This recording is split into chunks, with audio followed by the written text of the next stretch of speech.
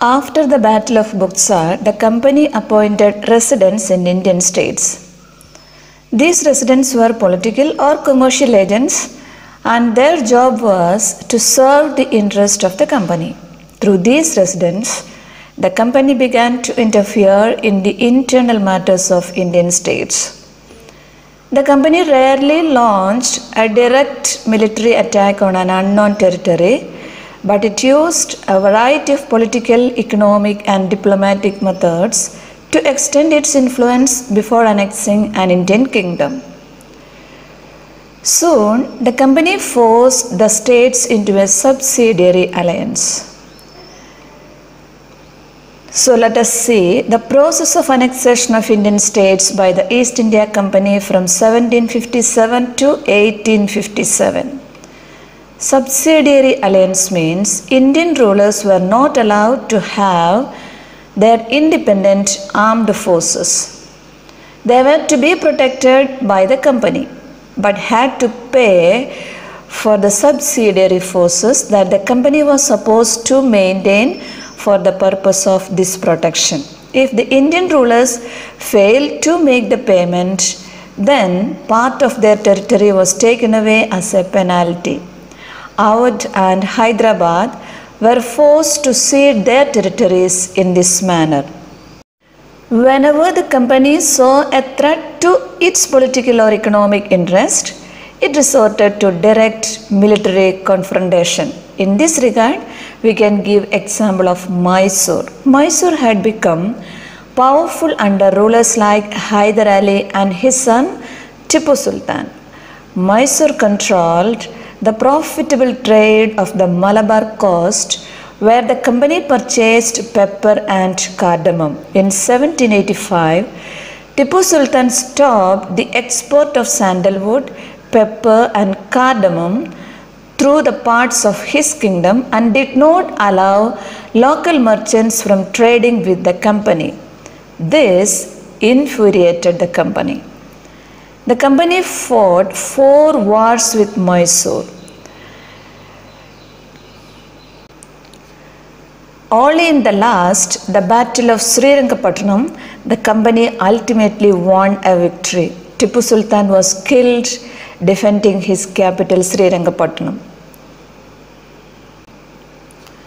War with the Marathas.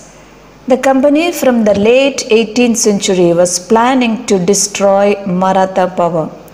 The Third Battle of Panipat in 1761, the Marathas were defeated and their dream of ruling from Delhi was shattered. It also led to the division of Maratha Confederacy. 4 chiefs ruled from 4 centers under a Peshwa based in Pune. They were divided into many states under different chiefs or sardars belonging to dynasties such as Scindia, Holkar, Gaikwad and Bhonsle. These chiefs were held together under a Peshwa or principal minister who became its effective military and administrative head based in Pune. Marathas were indulged in a series of Anglo-Maratha wars. The first war ended in 1782 with the Treaty of Salbai. There was no clear victor. The second Anglo-Maratha war was fought on different fronts, resulting in the British gaining Orissa and the territories north of the Yamuna River, including Agra and Delhi. Finally, the Third Anglo-Maratha War of 1817-19 crushed Maratha power. From the early 19th century, the company pursued an aggressive policy of territorial expansion. Under Governor General Lord Hastings, a new policy of paramountcy or supremacy was initiated. The company now claimed that its authority was paramount or supreme. Following this policy, the company annexed several states. In order to protect its interest, it was justified in annexing or threatening to annex any Indian kingdom. In this process, they had great challenges also. For example, when the British tried to annex the small state of Kittur in Karnataka today, Rani Channamma took to arms and led an anti-British resistance movement. She was arrested in 1824 and died in prison in 1829.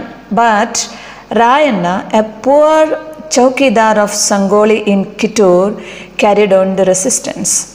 With popular support, he destroyed many British camps and records. He was caught and hanged by the British in 1830. In the late 1830s, the East India Company became worried about Russia. It imagined that Russia might expand across Asia and enter India from the northwest. The British now wanted to secure their control over the northwest. They fought a prolonged war with Afghanistan between 1838 and 1842 and established indirect company rule there. Sindh was taken over in 1843. Next in line was Punjab. But the presence of Maharaja Ranjit Singh held back the company. After his death in 1839, two prolonged wars were fought with the Sikh kingdom. Ultimately, in 1849, Punjab was annexed.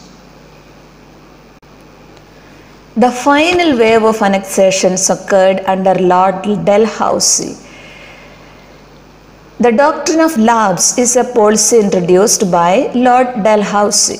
It declared that if an Indian ruler of a subsidiary state dies without having a natural heir or a male heir to inherit the throne, his state would lapse into East India Company Empire. That means it become part of company territory. The states annexed were Satara, Sambalpur, Udaipur, Nagpur and Jhansi. You have heard about Rani Lakshmi Bai who fought against British. In 1856, the company took over Oudh.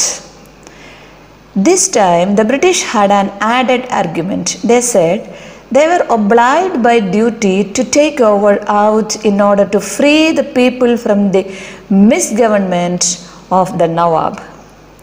Enraged by the humiliating way in which the Nawab was deposed, the people of Oudh joined the great revolt that broke out in 1857. Warren Hastings played a significant role in the expansion of company power. During his time, the company had acquired power in Bengal, Bombay and Madras. British territories were broadly divided into administrative units called presidencies. There were 3 presidencies: Bengal, Madras and Bombay. Each was ruled by a governor. From 1772, a new system of justice was established. According to the new system, each district needed to have 2 courts, a criminal court and a civil court. The Brahmin Pandits have different interpretations of local laws based on different schools of the Dharma Shastra. To bring uniformity, in 1775, 11 Pandits were asked to compile a digest of Hindu laws. By 1778, a code of Muslim laws was also compiled for the benefit of European judges. Under the Regulating Act of 1773, a new Supreme Court was established, while a Court of Appeal,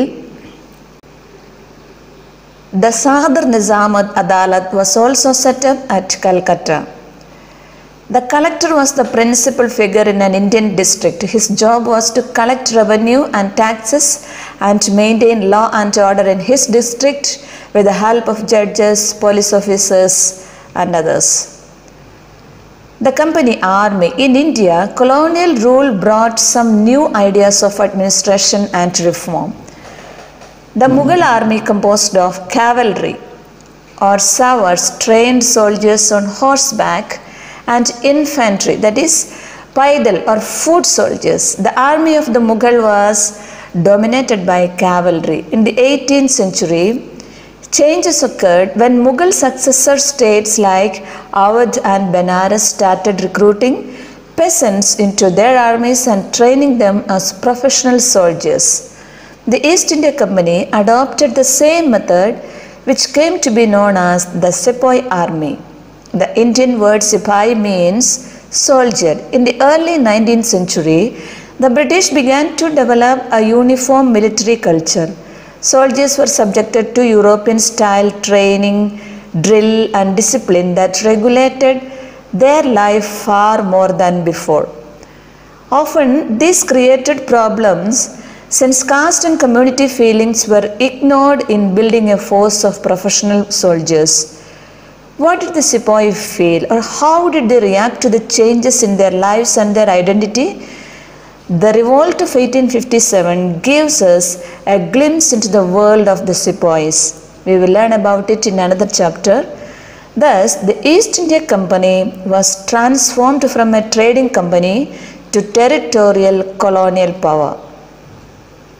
In the early 19th century, new steam technology arrived, and steamships reduced the journey time to 3 weeks, enabling more Britishers and their families to come to a far-off country like India. By 1857, the company came to exercise direct rule over about 63% of the Indian territory and 78% of the population of the Indian subcontinent.